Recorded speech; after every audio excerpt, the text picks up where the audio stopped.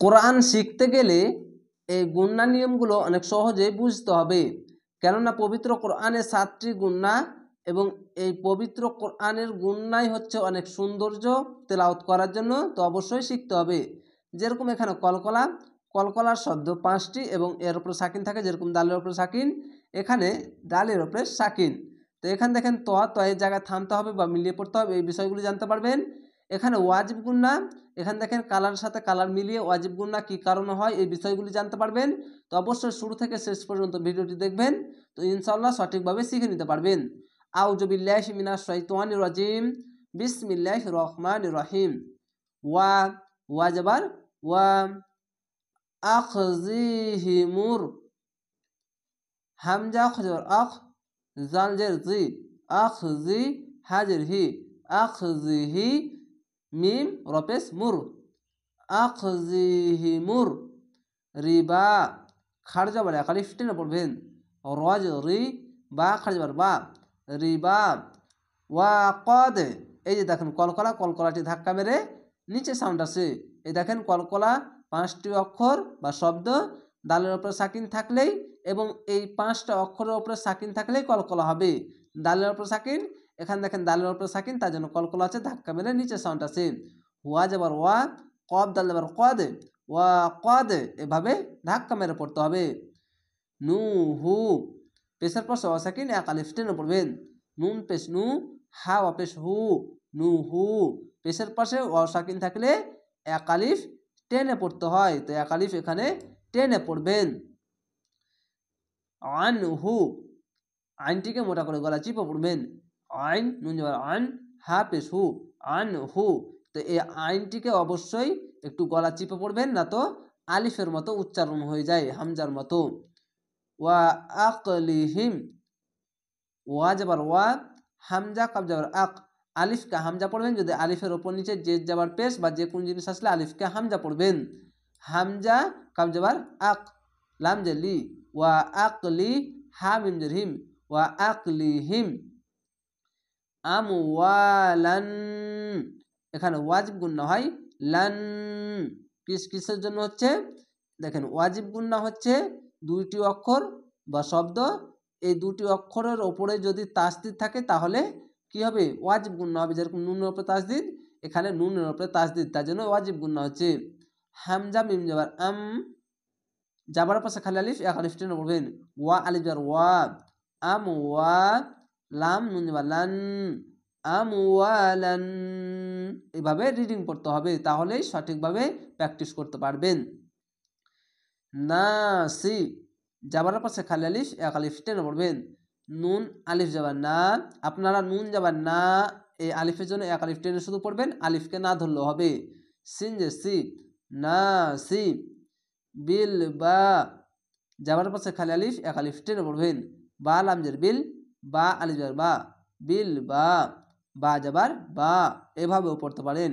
বিল বা, এই আলিফের জন্য শুধু এক আলিফ টেনে পড়তে হবে। একটি বিষয় খেয়াল রাখবেন, আলিফকে না ধরলেও কি হবে, আলিফ খালি আলিফের জন্য এক আলিফ টেনে পড়তে হবে। যাবার থাকলেই খালি আলিফ থাকলে এক আলিফ টেনে পড়তে হবে। তিল, তোয়াল আমজের তিল, শেষ অক্ষরে জের মনে মনে বাদ দিয়ে মনে মনে সাকিন দিবেন, দিয়ে মিলিয়ে পড়বেন। কেন, এখানে ত আছে থামার জন্য ভালো, তার জন্য এখানে থামতে হবে। তো কিভাবে ওয়াকফ করলে তিল, এইভাবে বিল বা তিল, এইভাবে পড়তে হবে। এই পুরো শব্দটা কিভাবে, বিল বা, এই দেখেন আরেকটিবার বলছি, বিল বা, এখানে এক আলিফ টেনে পড়বেন, তিল, বিল বা তিল, এভাবে থেমে যাবেন। ওয়া, ওয়া যাবার ওয়া, আ, আ, আইনটিকে মোটা করে গলা চিপে পড়বেন, এটি আ, এভাবে। ওয়া আ তাদনা, যাবার পাশে খালি আলিফ, এক আলিফ টেনে পড়বেন, এখানে কলকলা এটার মতো। কেন, কলকলা, এই দেখেন কলকলা 5টি অক্ষর, এর উপর সাকিন থাকলে হবে, যেরকম দালের উপর সাকিন, এখানেও দালের উপর সাকিন, তার জন্য এখানেও কলকলা হচ্ছে এবং নিচে সাউন্ড আসবে। তো কিভাবে রিডিং পড়বেন, ওয়া আ তাদনা, এই আইনটিকে মোটা করে গলা চিপে অবশ্যই পড়বেন, আর এটি গলা চিপে পড়তে হবে না। তো এই দুটি অক্ষর একই হয়ে যায় যদি এটি না চেপে পড়েন, আর এটি যদি চেপে পড়েন তাহলে দুটো একই হয়ে যাবে। তো এটা আ এখানে প্রথমে নরম করে আ এরকম আ এভাবে পড়তে হবে। তা আপনারা প্র্যাকটিস করবেন। এই নিয়মটা বলে দিয়েছি। আইনটিকে মোটা করে গলা চিপে পড়বেন। তো কিভাবে? হামজা আইন জবর আ এভাবে আতাদনা।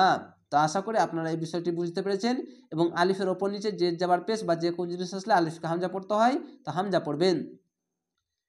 লিল কাফিরিনা জেরের পাশে ইয়া সাকিন এক আলিফ টেনে পড়বেন, খার জাবার এক আলিফ টেনে পড়বেন। লাম লাম যে লিল, কাফ খার জাবার কা, লিল কা ফাজের ফি, লিল কাফি র ইজের রি, নুন যাবার না, লিল কাফিরিনা মিনহুম, মিম নুন জের মিন, হামিম পেশ হুম, মিনহুম আযাবা। দুই জাবার আছে এবং আলিফ আছে, তো এখানে কি পড়তে হবে? আযাবান পড়তে হবে। কেন?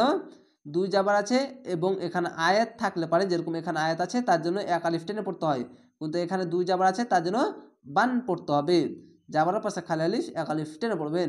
আইন জাবার আ, জাল আলিফ জা, আযা বা আলিফ দো জাবার বান, আযাবান।